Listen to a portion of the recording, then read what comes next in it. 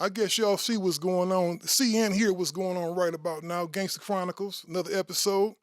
Hey, what it do, man? I see you got you a nice a joint in your hand. First thing you did was find you a joint, huh? Yeah, because I was asleep in the car on this Vegas drive and shit. So, I had to, get out and relax a little bit. You know what I'm saying?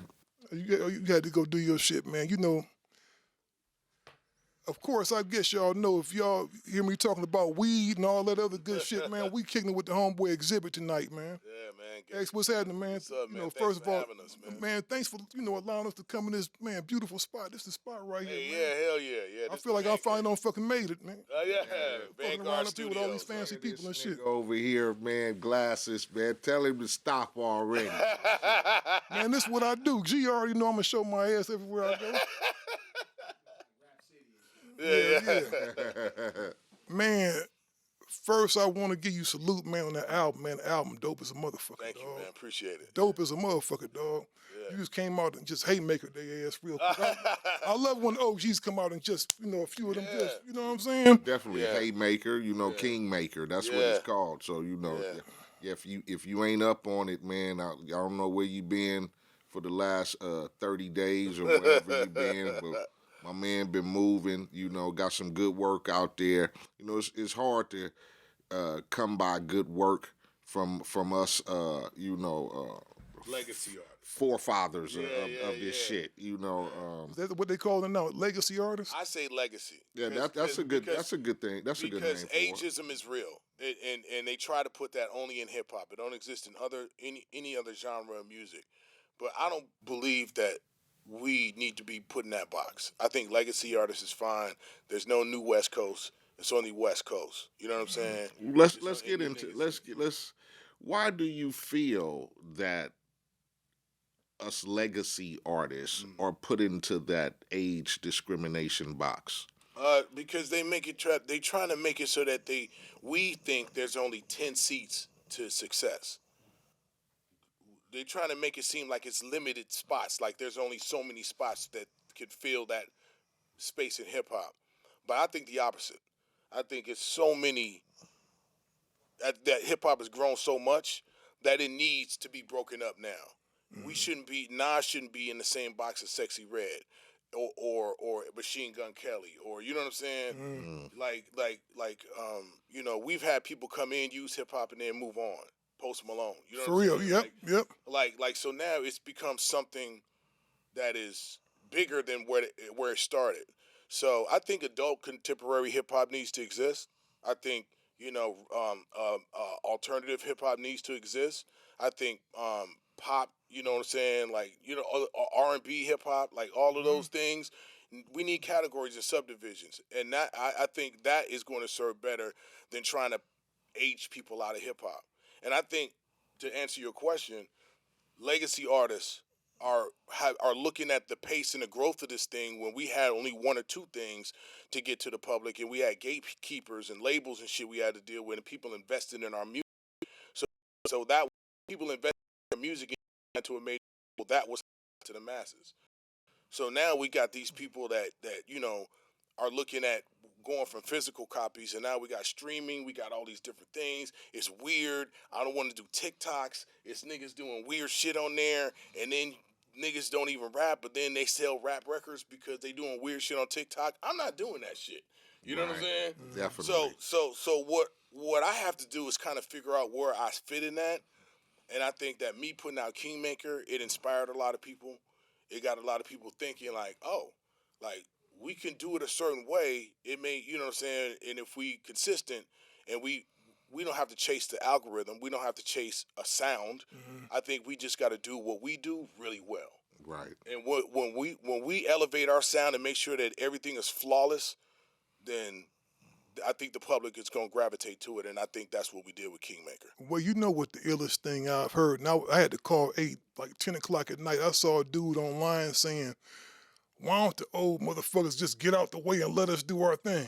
Get me out the way. I said, what does that mean? Because hip hop is a competitive thing. No, I mean it. Is it the fear of competition? Is it the fear of feeling that legacy artists have a solid foundation that if me as a new artist tried to come out and say my record don't stand up to a X record, or you know, it don't stand up to a Snoop Doggy Dogg of the past. It don't stand up to a straight up Menace. Yeah, that's just like that's like when they started giving out participation trophies at fucking Little League games. Pop Warner games. You know what I'm saying? Everybody gets a trophy. No, nigga, you don't get a trophy. We won. You know what I'm saying? For real. So you got to go back and work harder and come back and get me out the way. Well, But I think it got weird when people were like, you know, I don't like the lyrics. I just like the beat. And that opened the door to a whole bunch of other shit that made it acceptable in hip hop to be whack. You know what I'm saying? And then when niggas was, you know, making whack shit and you said it was whack, now you were a hater. Like, wait a minute, I'm not hating. I don't think you have skill. I don't think compared to what I like, I don't think you are making what I like. So I think it's whack. Well, you know what it is, man. I noticed with this generation, it's like this entitlement thing, like we was talking about on the way up here. You know, you got these kids. It's a group that's like from 16 to 23, 24 now to think shit is supposed to happen automatically. Before into this thing, it was a barrier to entry. It was a barrier of entry. You had to go through some things before you had to kind of do your shit before you got put on, right? Same with you. You was, you know, out there battling everybody. You was doing your thing, doing whatever you was doing it. Then you kind of got on. Redman had to pay his dues. Everybody had to pay their dues. Now you can fuck around and just get a record, man. Fucking around in your phone, in your room, and have a record. And then you said it right there. This generation has grown up with convenience, and it's become a handicap.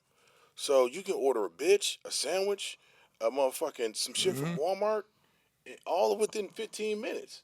And it'll come to your house. So why don't they think stardom and hard work and shit, you can get it out the phone and land at your house? You know, like they grew up with that mentality. It's the situation of, you know, still you'll find this very fitting, just like dealing with the sports world, right? Yeah. When you grew up, when our age, you know, we came from sports teams, or you joined the team, or you tried out. You didn't make the team. You didn't make the team. Work harder and come back again next year. Right. Today, you don't make the team. You don't make the team. You can just go start your own team. Yeah. Get me? So I'm going to be guaranteed to play, because now I don't have to go through the, you know, like you said, it was a certain criteria. Everybody can't make it to the NFL. But now you can go to arena football, you can go to USFL, you can go to XFL. It's different opportunities. A lot of different opportunities. And a lot of them are presented by their own artists. But I just feel that, I don't know, like you said, in no other musical genre do they exclude once you reach a certain point. Right. Rolling Stones will be done. Right. Eric Clapton will be done. You know what I'm saying? Like, a lot of that shit is really fucking a lot of the homies up. I ain't gonna get the name of the homies' names, but I talk to some of my people and be like, man, what you got going on? Oh man, I'm trying to do this, but I don't think they trying to hear me no more. Oh, come on, man. And I'm talking about legendary dudes. We don't need to get in our own heads, and we definitely can't let other people's opinions about what they think is gonna be the perception of your art from other people. Fuck that. Like, we gotta focus, lock in, do what we do really well, and then let the world decide. You know what I'm saying? And then you have to also understand what is your perception and what is your success. What does success mean to you? What does that look like? It don't have to look like what everybody else is or what the next man is doing. Like, I have certain things that, you know, I want goals that I achieve, and that's how I feel like I've been successful. That may not look like nothing else that you guys are looking like, and it ain't just about material shit. Right. Time is the most valuable thing we have. You know, so how do I want to spend my time? How much time do I want to spend doing this? Because, you know, once I hit that, then I'm gonna do this, and then I'll be good. You know, and sticking to that and living with that, and if you overshoot that motherfucker and get there faster, then so be it. But my goal has always been the same, and I always plan things 5 years out. So once I hit my 5-year plan, then boom, there it is. Some things worked, some things didn't. I know what the next thing is looking like, because I plan using time. So I know I want to keep doing music as long as I feel it, and as long as it come out my spirit the right way. Mm-hmm. But when I'm doing music because I want to do it, not because I have to do it. Yeah, That's what feel good. That's why Kingmaker sound like that. I love this shit. Mm-hmm. You know what I'm saying? So when I do something that make and shake the room, I know it's gonna work. You know what I'm saying? Man, let's talk about this, man, because I want to go back, because I've been a fan for a long time. Yeah. Like I know all the motherfucking records. You know what I'm saying? So how did you make I want to talk about the transition when you started out with Tila and them, those guys, with King T and them. And I used to hear you on the Wake Up Show every Saturday night, getting it in, grinding. First of all, let's start with, what was the first rap record you ever heard? What made you want to go, oh, this is some, because, I know your father was an educator, and, so what made you go, nah, this, I got to get to where I got to get? Okay. The first rap record I ever heard was the Rapping Duke, Duh. That's the first rap record I ever heard. And it was also Jam on It. Burn, burn, burn, burn. Nucleus. Dun, dun, dun, dun. So those were the kind of my introductions to that. Then my brother Run DMC. But the first one I ever heard it had to be between Jam on It and Rapping Duke. What made me stop in my tracks and be like, oh shit, it was Rakim. You know what I'm saying? Rakim, his whole style and delivery was unorthodox, and it was different than anything. I was a fan of Big Daddy Kane, you know what I'm saying? All EPMD, all them dudes, LL, Rakim was on that shit, though. Of course, you know what I'm saying? NWA, Eazy-E, Compton's Most Wanted, you know what I'm saying? Like, all of these records were Poor Righteous Teachers. They were all the kind of wheelhouse where I was listening to everything. Even down south, I would listen to Poison Clan and, motherfucking DJ Magic Mike, bass, Miami bass, the mini truck movement. So I would listen to everything. But Rakim was the one that made me like, that's rap. That's some elevated shit. And you was always lyrical. That's what I was gonna say, because you was getting it in on the Wake Up Show. I'm talking about you was up there tearing cats out the frame. Yeah. What made you decide, like, later on you pivot? You had, you went through your whole thing with Loud Records. You had a very critically acclaimed album, was received well, and then you hooked up with Dre. You was already a monster at making records, and it's like when you hooked up with him, it's like you just went. Yeah. Did you get any backlash from the homies at first? Because people got a tendency to want to make you kind of stay where you at. Nah, see, I wouldn't call it backlash. I think, we all get, when we were younger, we all had dreams and aspirations, and seldom do you speak something into existence. You know what I'm saying? It's like when something actually worked and it shocks it's like, oh shit, that shit worked. You know what I'm saying? Like, it was more like that. You know what I'm saying? Because me, Ras, and Saphir, we were kind of the group that even though I was with King T and the Alcoholics, I was never in the Alcoholics. Right. You know what I'm saying? Like, it was the trio, King T, and and it was like the Liquid Crew. I was in the crew with them, But I always wanted to be in a group. So me, Ras, and Saphir, I remember we sit in Ras's house and be writing together, and we all had different outlooks on how we was gonna make it, right? So Ras was super anti wearing khakis. He was like, "You niggas look like you about to go clean some shit up. Fuck you." You know what I'm saying? I was like, "Nigga, this is the attire." Attire, yeah. And so he had his, I'll never be you niggas, you know what I'm saying? And then I was like, nigga, this nigga West Coast rolling, we out of here, you know what I'm saying? And then Saphir was like, but now, I'm from the Bay, we say blood, but we don't mean blood, you know what I'm saying? Like, so it was like the perfect kind of representation of all of California right there, you know what I'm saying? And so that's kind of how we built it. And then after the battle stuff and the Wake Up Show and Unity and all that shit, And Snoop called me to do that's how we got connected with me, Dre, Snoop, and the whole camp. We did Bitch Please for the No Limit Top Dog album. And then from there, it was just like, boom, okay, we like what that happened. It blew up, it hit. Okay, you gonna be on 2001. You want to be on the Up and Smoke tour? And then from there, it would just do. So the homies around, you know, I tried to include them, you know what I'm saying? But I think it was just more of a, I don't know. It just got weird for a second, and then it got better. That's how it always is. It's just growing. You growing pains. Growing pains, yeah. Yeah. It's always it's unfortunate, but there's always a standout. Yeah. Same situation with me and Chill. We started off together. Everything was a grind. Whatever. But then when you putting in a little more effort, then maybe somebody else might be, or your delivery might be standing out, or the way you present yourself in front of other motherfuckers, and so people start noticing. Like, let me call Eiht.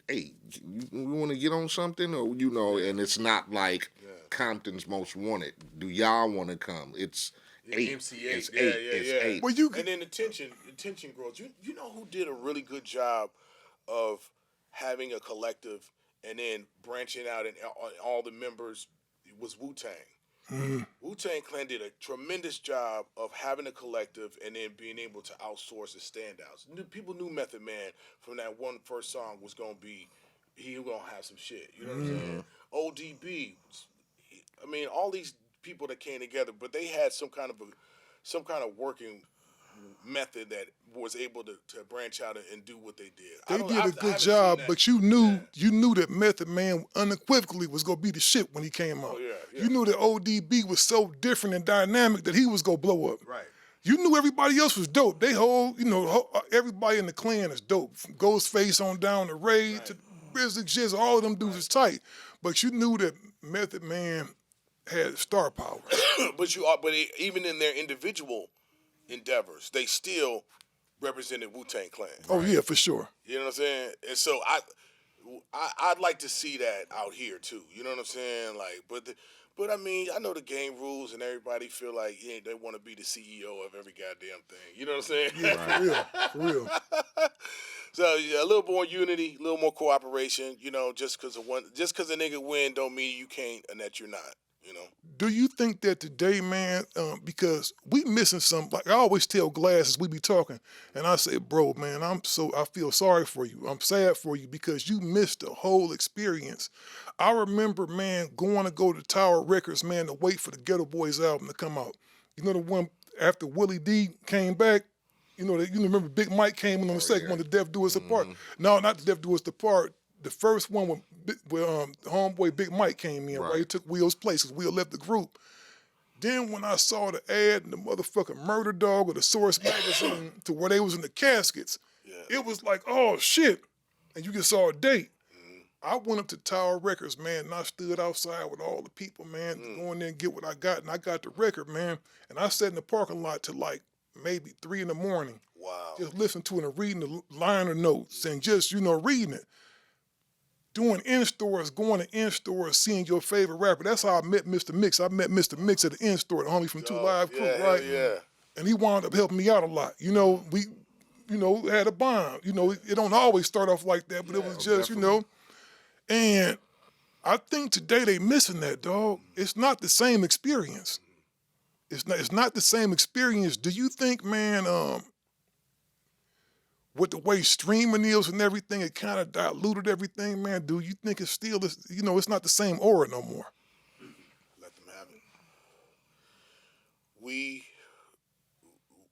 are Jedis, people that have survived getting here through the time we had, because we hip hop then these niggas couldn't survive then and work through what was done here, right? Exactly. So we can't abandon that, right?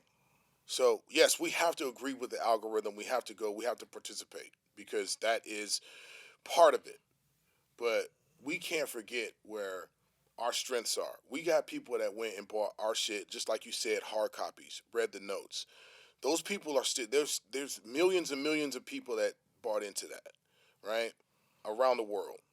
So our bread and butter is getting in front of these shows, organizing ourselves, stop waiting on people to come and pull us together, pull the homie off the couch, pull the homie off out the woodworks, put together something that we can go out and get in front of these fans, rock these shows, fill out rooms, put packages together, put merch packages together, use the algorithm to advance and let people know we coming, but go. You know what I'm saying? People depend on all the success and all these numbers, but nigga, having a bunch of followers and social media people is like having a bunch of monopoly money. It really doesn't do much. You know what I'm saying? For real. You know, I think it's awareness is important.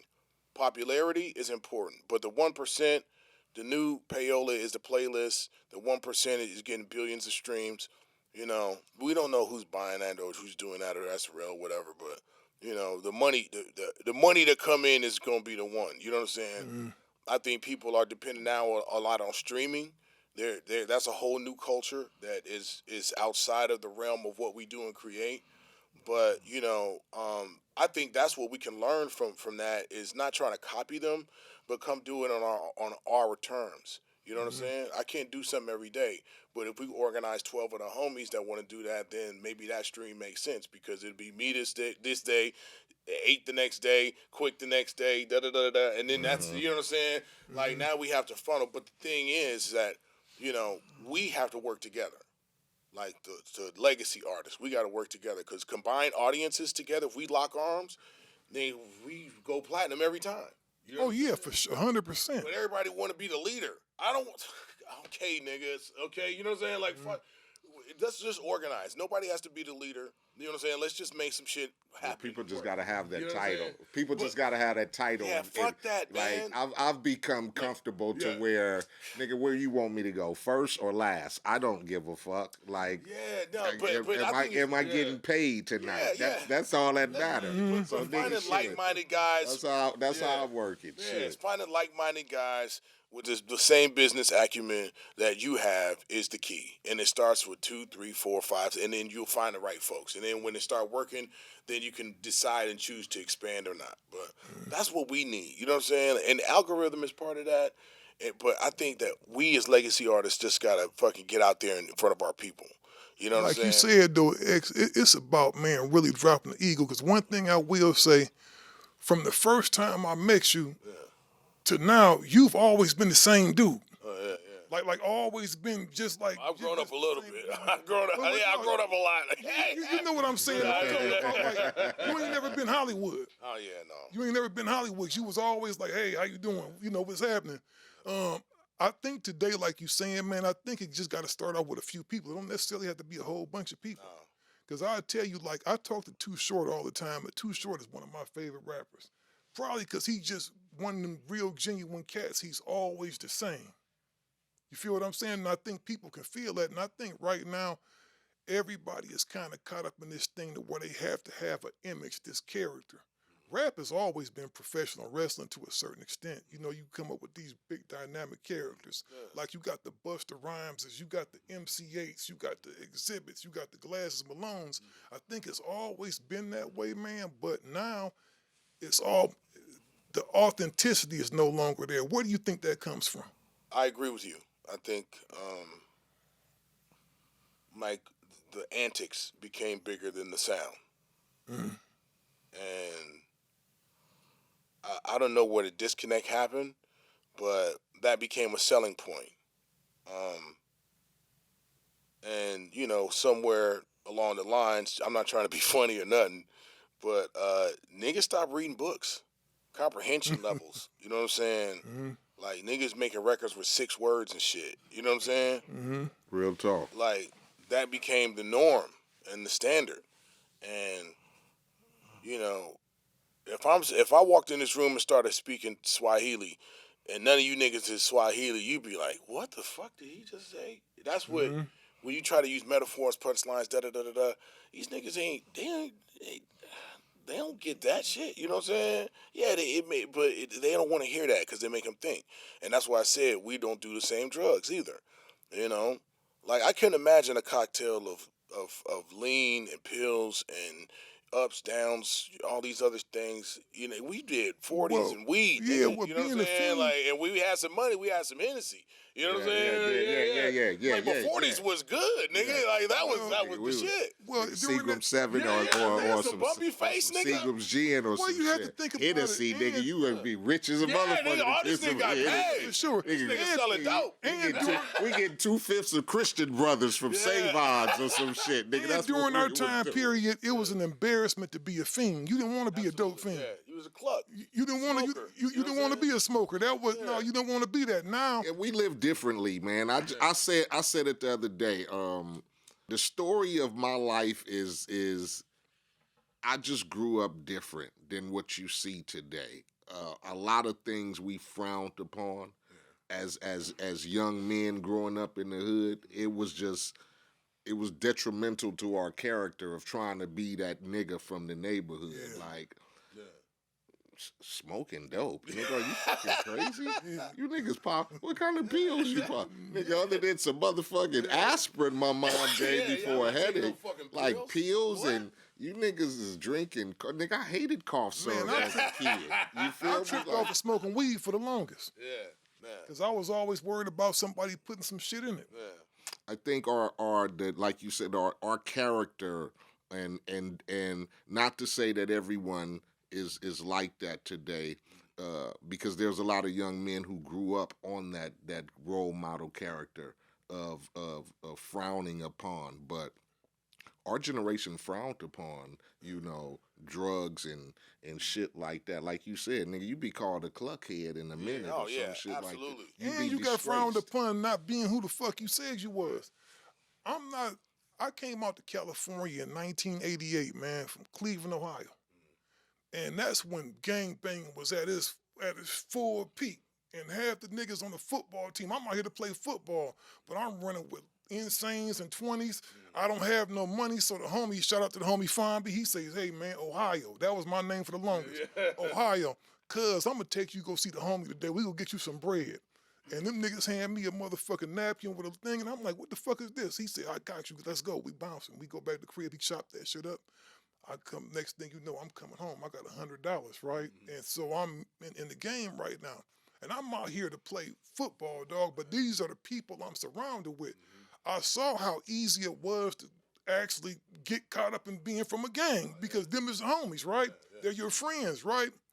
I think nowadays, man, that shit is so manufactured, dog, that whole experience, it's almost like they find these dudes, okay, we gonna put some khakis on you. We gonna put some of this for you. We gonna let you hang out. We gonna go get you this record with Xzibit. We gonna get you this record with Eiht, and you gonna be on from there.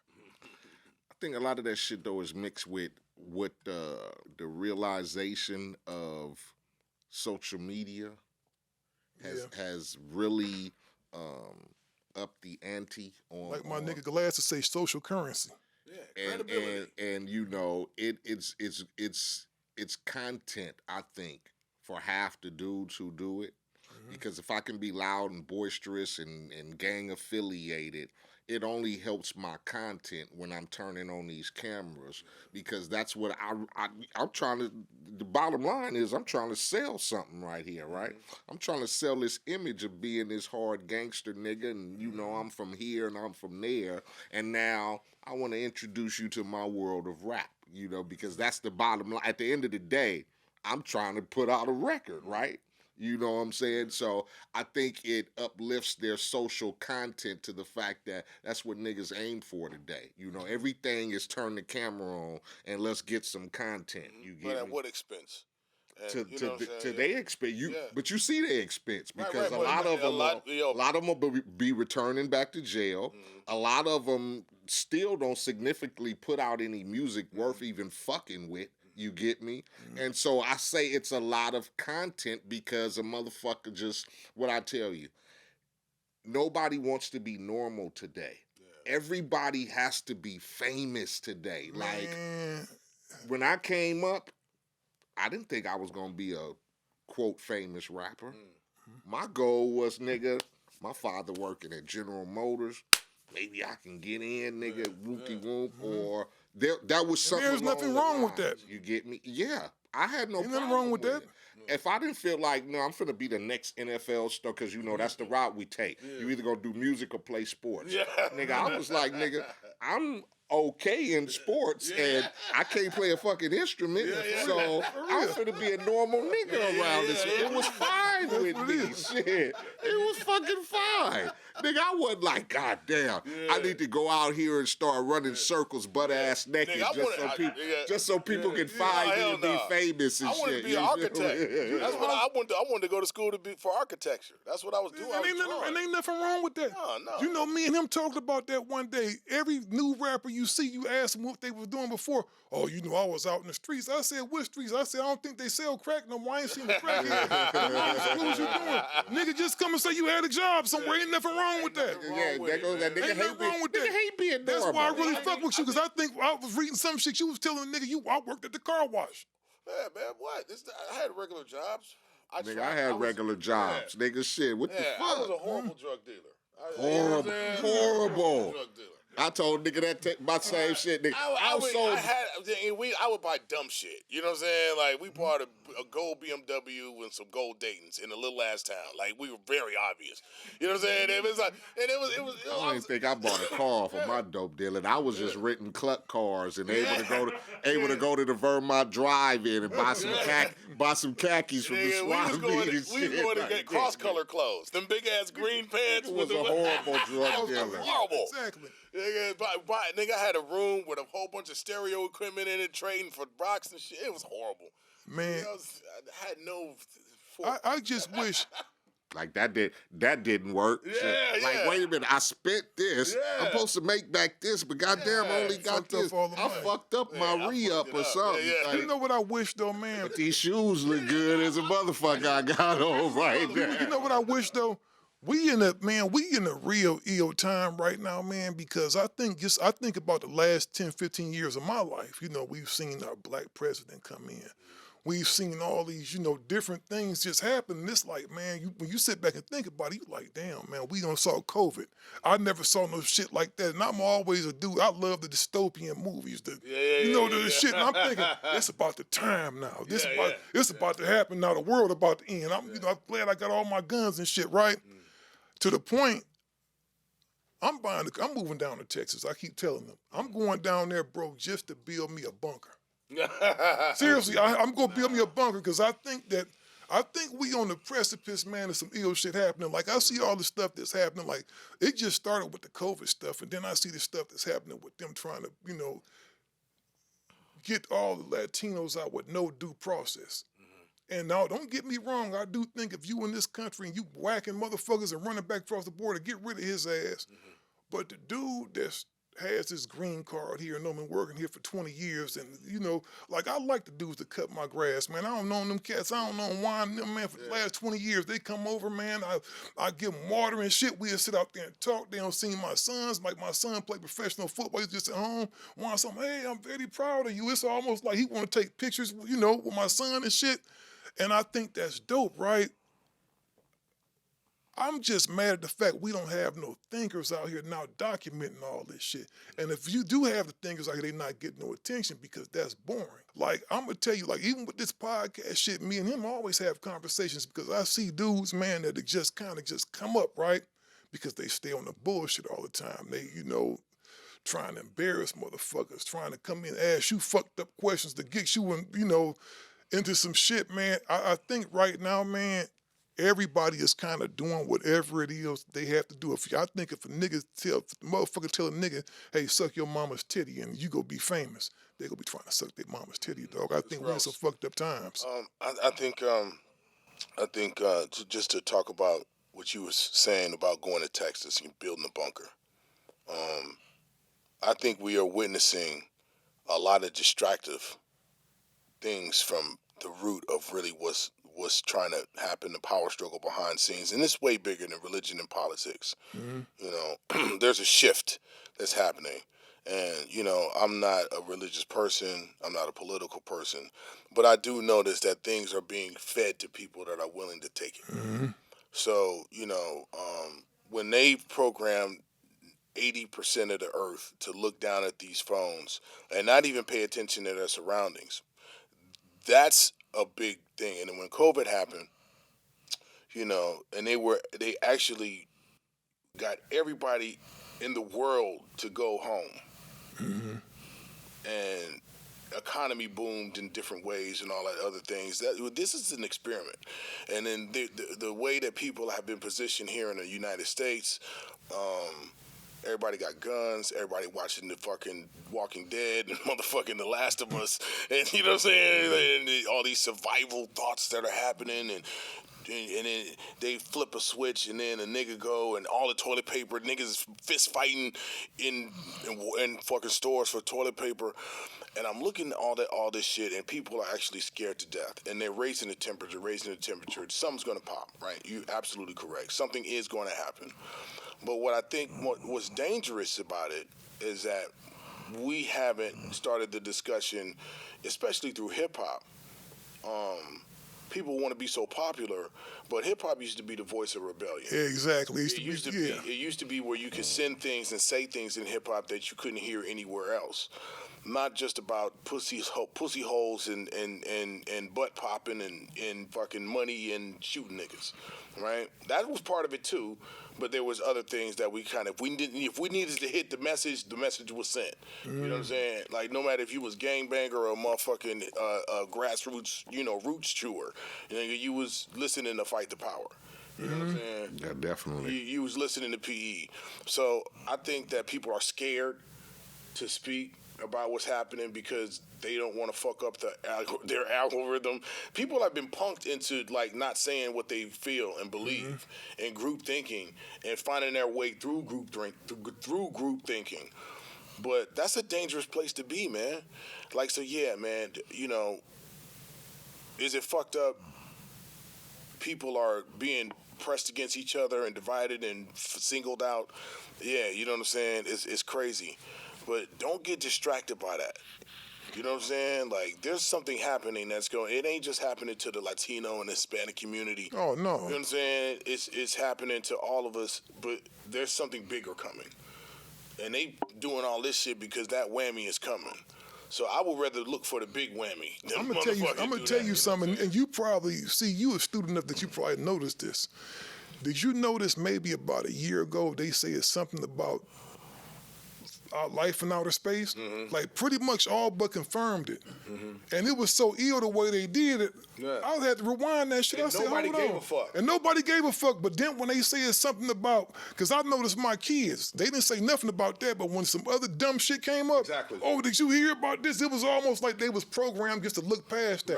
Right. And it's almost like, man, I'm thinking what's happening between these phones, between television and all this shit. I was noticing, man, like, I go in to check on my kids every night since they was little, right? I noticed that my daughter sleep on her bed with her phone right next to her. My son sleep on the bed. It's almost like they programmed with these motherfuckers. I had to tell everybody at the table, man, when we at the table eating together as a family, put your fucking phones down. As a matter of fact, put them up there. Get the fuck out the house. Because I want to be able to talk to y'all. I don't want to sit at the table like this and we just eating and everybody is just kind of like, no, put the fucking phone down. Like, even with all this technology, like, glasses is like my little brother. I even tell him sometimes, bro, call me by yourself. I don't want to talk to you with 20 niggas on the phone all the time. There's some shit I want to just talk to you about. You know what I mean? No, he's talking to us. You know what I'm saying? He's talking to us. And so we on the phone. I think, and so it's like, but it's like, it's like, bro, we're not paying attention to what's going on. If motherfuckers actually paid attention to what's going on, they would be scared as a motherfucker. I'm at an age right now to where June 18th, I'll be 55 years old, right? Our 55 is much different than our father's 55. Absolutely. That dude had on slacks. He had, his pen up here and this and that. I still dress like I'm about to go to a fucking rap concert or do something, be the bodyguard or some shit. I don't know, but I look at this shit right now, man, and everybody is falling for the dumb shit, and I think it's almost like we being programmed by something. Whether it's television, whether it's streaming shit. I don't know if you remember this movie. It was one of my favorite movies. It was called, the guy that did Beavis and Butthead what's the dude's name that did Beavis and Butthead from Texas? Mike Judge. Mike Judge, yeah, Mike Judge. Good looking out, dog. He had a movie called Idiocracy. And when you watch Idiocracy came out years before the OTT, like the Netflix and the Hulu and all that. These people had huge TV screens, like you can go to fucking Best Buy and buy a gazillion-inch TV for $600 now. It's not like it was, you know, when we first got the motherfuckers, right? Came out. They had TVs on the wall. A motherfucker would literally be watching people kicking each other in the balls. That was the thing. You didn't see? Did you see Idiocracy? I have, yeah. Scarface was in that movie. Yeah, it talked about it pretty much. Talked about what's going on today. Absolutely. We just a bunch of brain dead dumb motherfuckers out there, dog. And if it ain't no shit me talking about a motherfucker, dog, I'm gonna tell you what one of the homies told me one day. I'm not gonna say his name, but he told me. I said, man, I like your new album, dog. I'm about to talk about it in the show. He said, no, don't do that, bro. Say it's whack. I said, what you mean, dog? Say it's whack. Like I'm not gonna do you like that. He said, no, say it's whack. You get more attention that way. They playing the content algorithm shit. Like motherfuckers is retarded now. I'm not gonna manufacture a beef with my brother Glasses, or I'm not gonna call you Xzibit before we come and say, hey man, I want you to hit Eiht in the head with the microphone, and then I want you to tear some shit up, but it's gonna be all cool. You saw Menace to Society. You saw that big ass Desert Eagle. Yeah. Hey, whip that shit. Put me in the motherfucking shit. But that's the thing, though, dog. Motherfuckers, you know what a dude told me one day? And I was mad as a motherfucker. I'm looking at this penis shaft head motherfucker online talk about me like a dog, right? After I done gave him all kind of money and shit, dog, and I'm mad at the motherfucker, right? I called this motherfucker. He act like ain't nothing. Oh, what's happening, dog? I'm like, man, motherfucker, you like, dog, this content, you supposed, I threw you the alley-oop, bro. Man, yeah. He said, I threw you the alley-oop, my nigga. I said, what the fuck you mean playing with me, nigga? Don't play with me like that. That's how I go nowadays. Niggas feel that they need to establish more monetary success with social media by creating content that's, whether it's negative or positive, I don't care. But long as I can get somebody to focus on it, then they gonna focus, Shit, my son gonna be calling me talking about, hey dad, so and so and so and so, and I'm gonna be like, you know, but it's the creation of the content that these dudes have figured out now. Like, I don't give a fuck if I start, nigga, I didn't mean that shit, nigga. I'm just, like he said, nigga, I'm throwing you the alley-oop, nigga. I'm gonna call you a dumb motherfucker, say you're stupid and all kind of motherfucking shit, and if you run up, nigga, it's gonna be this and that. Nigga, come get this fade. And the era I come from, we don't do all that because I'm never gonna come back online, go get the camera, let me say this, it's professional wrestling. Yeah. It's professional wrestling. It's like, bro, what the fuck? Because to me, I'm not going to allow a motherfucker to play with my family. You say something about my wife or my kids, I'm going to go to war with your ass. Well, it's not professional wrestling because even though, you know, it is what it is, they still get in the ring. Yeah, these motherfuckers not going to fight. Out here, these niggas, it's the wolf ticket show. Definitely. I'm not playing that game, though. I got a lot of goodwill out there. And that's because my character, the way I carry myself, like, no. Am I liked by everyone? No. But I don't like everyone either. You know what I'm saying? So it's good. You know what I'm saying? Like, I'm cool with the people that's cool with me, and I'm good with that. So, like I said, man, I focus on just what works for me. And you got to look objectively at this stuff because technology, it depends on who's the user, right? So some people could sit up and figure something out and work out a whole fucking graph and be able to build businesses from a laptop. Other people just going to be taking pictures of their food and sending pictures of their dicks to everybody. You know what I'm saying? Mm-hmm. Like, it's the user.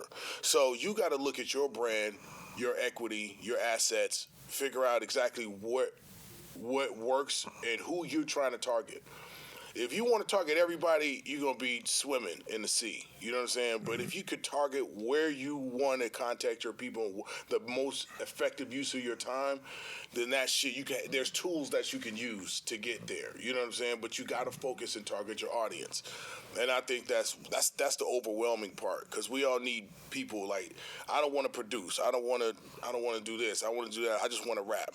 So your job is to find people that can come around and actually facilitate those things with you, if that's the way you want to go. Some people want to do it all themselves. You know what I'm saying? But if you're going to do it yourself, you got to focus on what your target audience is and spend your money wisely. Don't just throw it on there buying ads, because, like I said, it's just, you can't. How do you get a ROI? How do you get a quantify whether it's working or not? You can't tell by them numbers. You know what I'm saying? So we got to trust our intuition, and my intuition says, let's go and get in front of the crowds and do our merchandising immaculately, and then the people that we meet in person, now we can see physically. That's what's going to make a legacy artist feel better. You can physically see who's there, and now your job is to use the algorithm, and now you taking people that you actually meeting face-to-face and getting their information there. That should be one of the things that you do everywhere, whether it's a festival or you should have a designated person going out, emails, phone numbers, contacts, mailing lists. That's what the data is.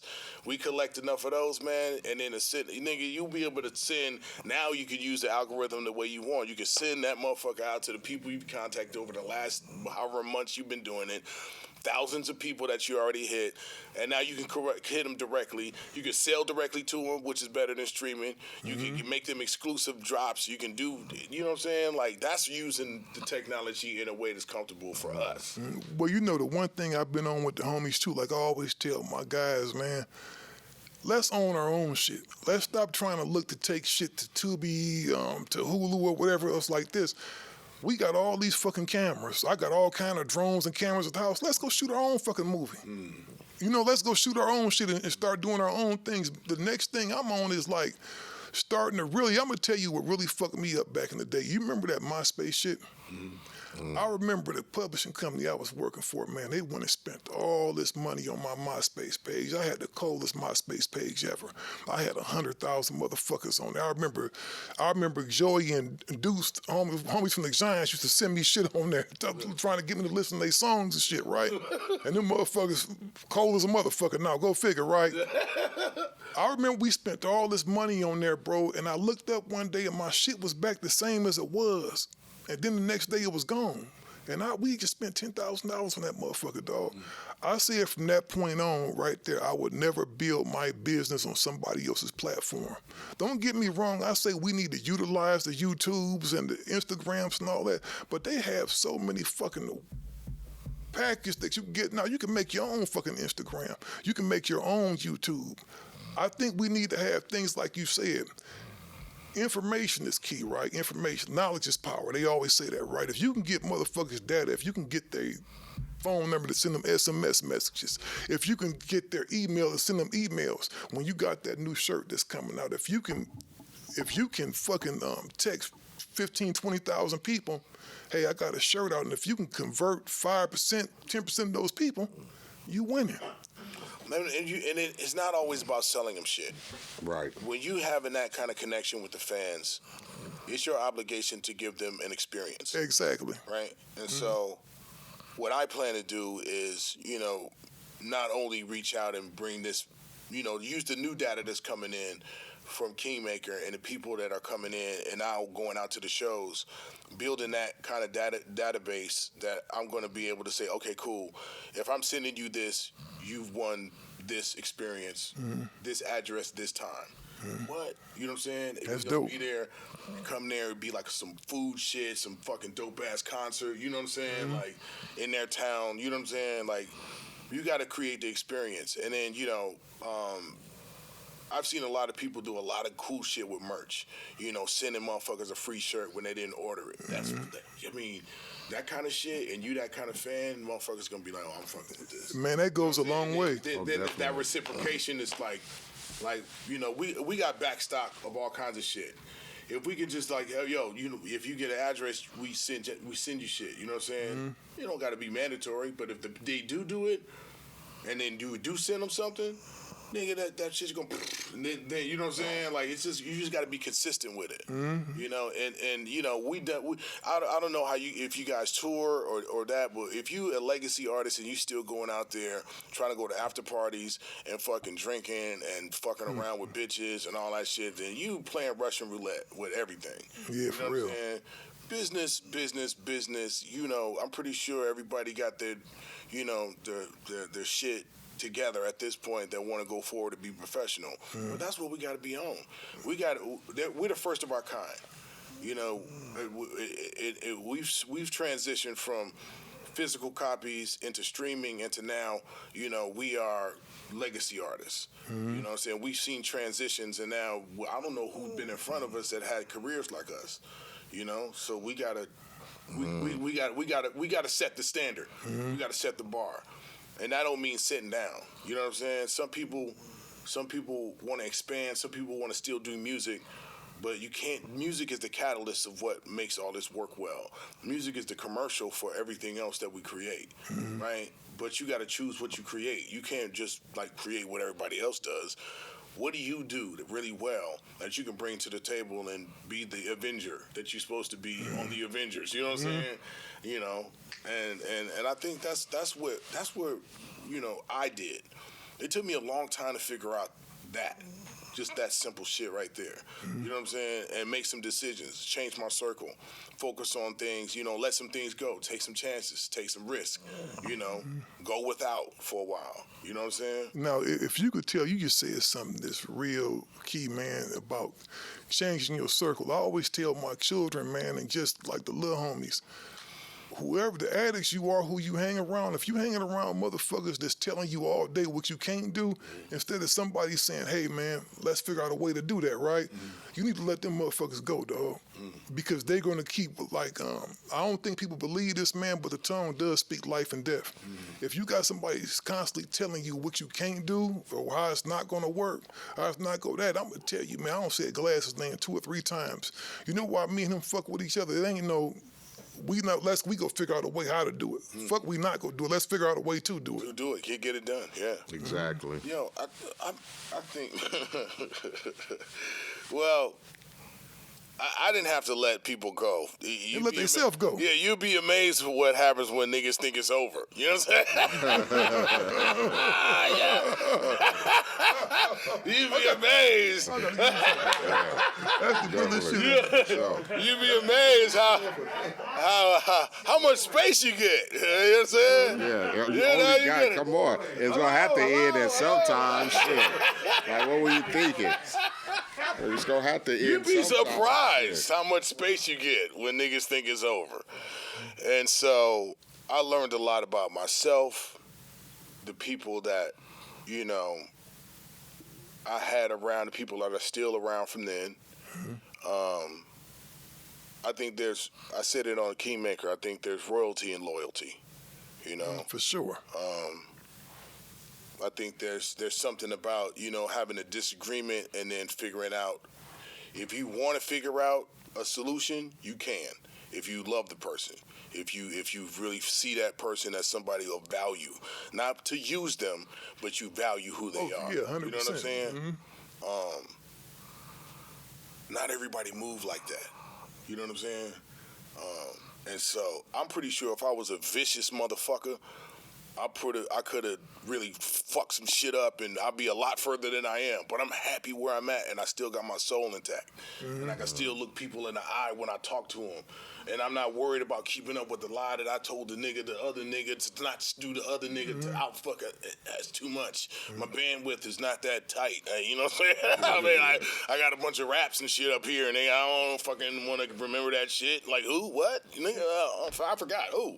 You know what I'm saying? So I don't move that way, my nigga. And I feel like a lot of people are in a position where they feel like they going to use people up or do all that shit, but I've never had to do that. And so my circle got really tight. You know what I'm saying? I'm not out there in the street. I'm not partying. I'm not moving. I got a lot of goodwill out there, and I don't take that for granted. You know what I'm saying? I see it as a strength. You know, I don't have to prove shit to nobody. I want to do my art. I want to be a standout person when it comes to things that we build outside of music. I don't put my personal shit in the street, even though, whatever was happening with my fucking divorce shit that everybody was talking about that nobody gave a fuck. You know what I'm saying? Like nobody gives a fuck about Xzibit's fucking personal life. Like, let him rap. Straight up. You know what I'm saying? Like, I'm not. Nobody gives a fuck about that. It's not that interesting. Trust me. But yeah, man. And so now going forward and just coming out the blue and having been planning this for so long and talking about it and strategizing about it, and if to actually come out and do what it did, and now we got to put the elbow grease behind it. Nigga, no new niggas. Mm-hmm. I was sitting here for a long time, nigga, sending out kites. Like, nigga, I'm out here like motherfucking Tom Hanks, nigga, lost, nigga, help me. Until it was just like, oh, silence. Got it. Okay, let me get back to work. So, nigga, Iron Man built my suit out of this motherfucking shit I had laying around. That motherfucker worked. Like a charm. For sure. Motherfucker Like a worked. charm. You know what I'm saying? Now we out there, now we building them to Mark II. Yeah, man. I think what you saying, man, is some real spill, man. I think energy is very important. I'm an energy person, man. If I send something even off with a motherfucker, dog, I don't fuck with him. And because I was always one of the type of dudes that did right by people. Like, I pride myself on doing right. If we making some money together, dog, I'm going to give you half up to the point where she be telling me, man, why you giving them niggas all that money and they don't do shit? You know what I mean? And I always thought that was me doing a good thing, but what I realized, dog, is that you can't cast your pearls on swine, on the next swine, because everybody not gonna appreciate you, dog. We did it with a genuine spirit, and you thought it was gonna be reciprocated. Mm-hmm. You know what I'm saying? But it seldom is. You know, but it's some people. You know, it's some people that you can't hand nobody a lifestyle. So that's number one. You can help. Money is a tool. You know, but niggas don't want money. They want your position. You know what I'm saying? And that's weird to me. It's like, nigga, weird as a motherfucker. Like, why the fuck? It's just different personality types that come around and different intentions from different people. You know, if we walked into a room with a whole bunch of producers, rappers, and ask them, why do you want to do music? You know, you get 1,000 different answers. Some niggas want a car. Some niggas want to get their mama a new something, or I want to get my family out the way, or nigga, I'm on a run and I gotta you know what I'm saying? You know what I'm saying? Like, it's 1,000 different reasons. You know what I'm saying? So we gotta understand, like, we dealing with a whole bunch of people that in this industry that not necessarily here for the same reasons. So finding those like-minded individuals and keeping that in line. You know what I'm saying? It takes a long time to get to know somebody, right? Mm-hmm. But how we move around this industry and we meet different people, and especially the gang rules of how California is broken up, you know what I'm saying? Everybody's clicked up and, you know what I'm saying? Everybody has this group thinking idea when it comes to them, but it's certain people that move differently and have a different type of level of understanding that I get along with. So I ally myself with those people. Right. You know what I'm saying? Where before, or when I was younger, it was like, oh, let's go with the herd. You know what I'm saying? Mm-hmm. Let's go with the herd. I'm not there now, and so that's why when I say no new niggas, it's like if you weren't around when we was building over the last 20 years, and if you definitely wasn't around when we was building the last 5 years, for whatever, I don't care if I know you or not, nigga, like, the car is going.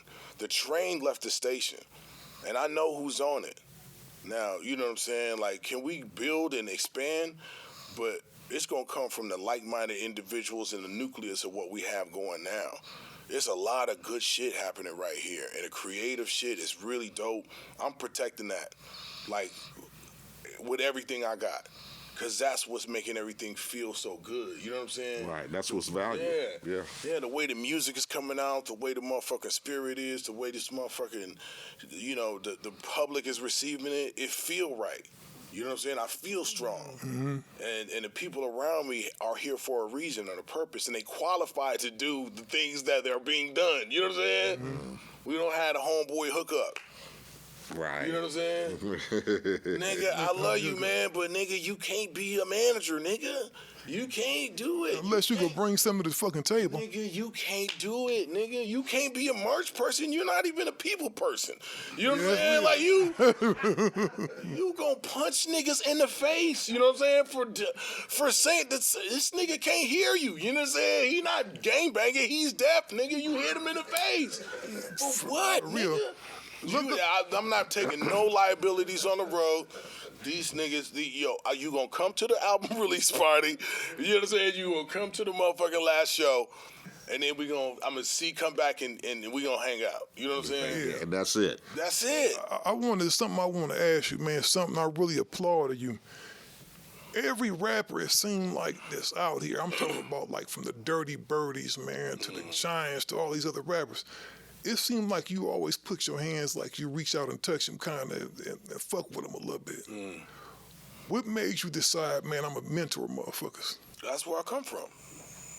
And you real genuine with it, too. That's where I come from, G. Like, I come from backpack rap. That's what they used to call us. You know what I'm saying? like backpack rappers.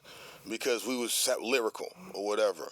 And so I understand the grind, you know what I'm saying, and try to be unique or diverse in that sound, especially coming behind Death Row, G-Funk, Ruthless, you know what I'm saying, the classic G-Funk sound, classic West Coast sound. It's hard to step away from that and, you know what I'm saying, try to start something different. So when I see Dirty Birdie and the guys from the IE and C4 and the rest of the groups out of there, you know what I'm saying? And I see people that have a lot of potential and talent and a sound, I definitely put my hands on it. You know what I'm saying? Because nobody, if King T didn't do that for me and like see something in me and be like, all right, nigga, come on. Because I didn't know how to write a verse, a hook. I just had a whole bunch of battle raps. Like pages and pages of just long-ass raps. You know what I'm saying? That's how I started. So King T was the first one to see something that raw. You know what I'm saying? I wasn't polished. You know what I'm saying? I was just battle rapping. So he was the first one that gave me an opportunity to figure it out. Right? So why wouldn't I take that same energy and give it to somebody else? You never know who you're talking to. You know what I'm saying? That's dope. Yeah, it's okay to pass the torch. Yeah, you never know who you're talking to. It ain't even about passing the torch. If somebody come to me and ask me something or see the value in what I do and want to know how I did it, and you really want to come and actually sit face to face and get something done, absolutely. You know what I'm saying? Absolutely. Because you don't know what that conversation is going to turn into and what that person that you help is going to turn into. That shit may turn around and be some motherfucking other shit. You know what I'm saying? Yeah, for real. Some words to live by. Yeah, man. Don't be afraid to actually help someone. For real. Don't be afraid to help somebody. You know what I'm saying? It ain't all about giving up your resources or money or lending something, but if you can help them learn something that's going to benefit them and they actually use it and go forward, nigga, that's what it's about. Hey, man, before we get up out of here, man, I got to ask you about this, man. You like the Don of the marijuana game. No, I'm not. Do not put that. Don't you put that evil on me, Ricky Bobby. Don't you put that evil on me, Ricky Bobby. No, man, but when you talk about, good weed brands, people who have survived, who's been here for a while, right? You think about, you, and you think about the homie Be Real. Mm-hmm. Why do you, and you told us about this earlier, why do you think you've been able to sustain in that game? Well, I think it is hard to have celebrity brands. People don't believe in that. Hip hop doesn't sell weed. Like, Hip hop can sell clothing. Hip hop can sell concerts. Hip hop can sell alcohol. Number of other things, but seldom do celebrity brands work in cannabis because, first of all, cannabis has to work, and people buy cannabis for different reasons. And to manufacture a brand, it takes a lot of capital, and the licensing, especially on the legal side, is really difficult. You know what I'm saying? And if you're gonna be under the microscope, people will fuck with you. You know, it's hard. There's a lot of competition. There's people that undercut you. You know, I thought the record business was tough. Cannabis is fucking rough. You know what I'm saying? So, you have to learn how to pivot. And because I built a few brands and you know, I was up at 3 a.m. moving pallets. I did distribution. I learned every aspect of cannabis and how to get it from seed to sale. I never most mess with cultivation because I just not my wheelhouse. But we know marketing, and we've done marketing for a long time through our own music and other things.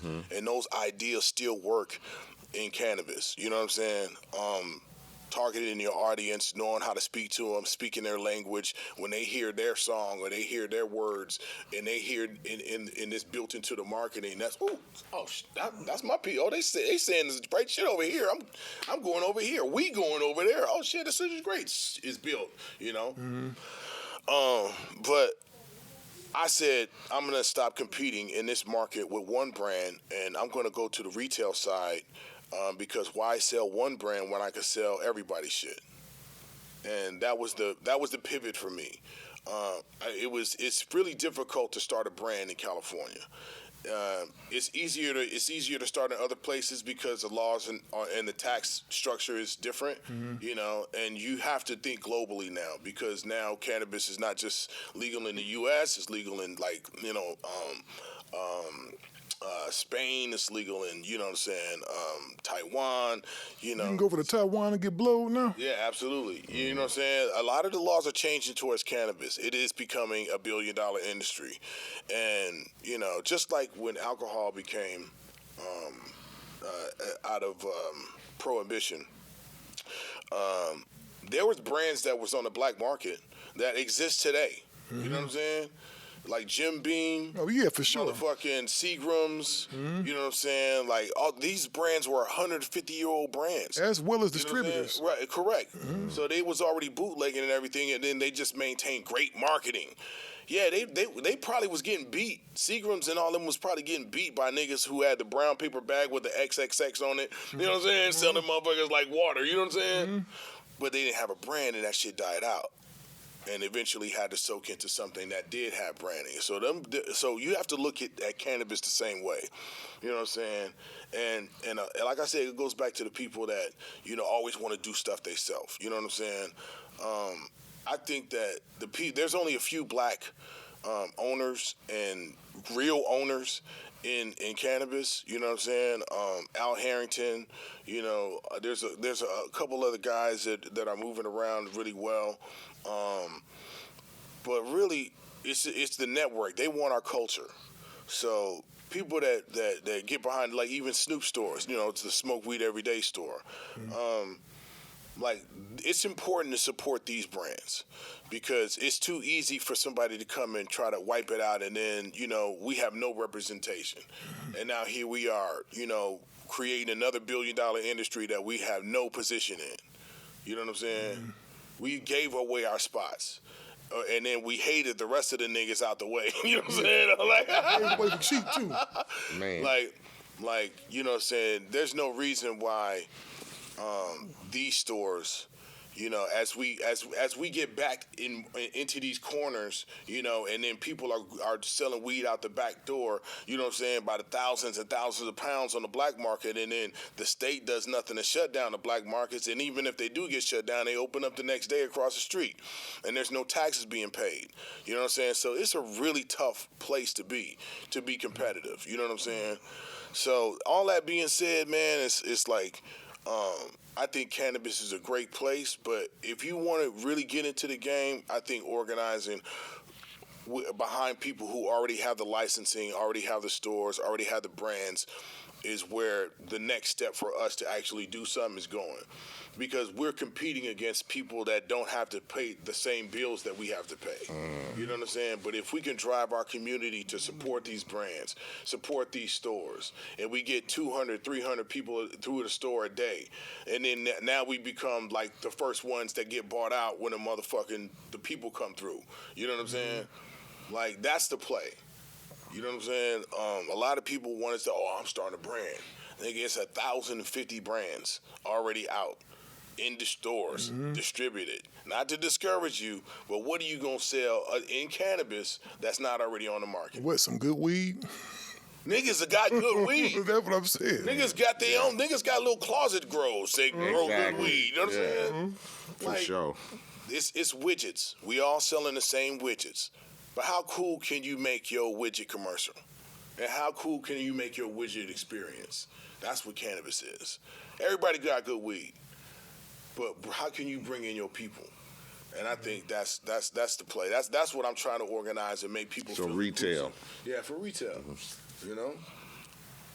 You know, these people build, wing stops and franchise days out shit out to their homies. Like, you don't think I'll put an Xzibit West Coast Cannabis with the homies in their place, and then we build some shit, so then when pharmaceutical monies come through here, nigga, we all got a piece of this motherfucker, your store do this, and Hell you know yeah. what I'm saying? Like, 'Cause I'm going to tell you this. Nigga, what? Nigga, pff, boom. It's more people smoking weed than ever. I'm going to tell you, I didn't smoke weed for the longest, dog. I didn't start smoking weed, dog, till I was in my late 40s.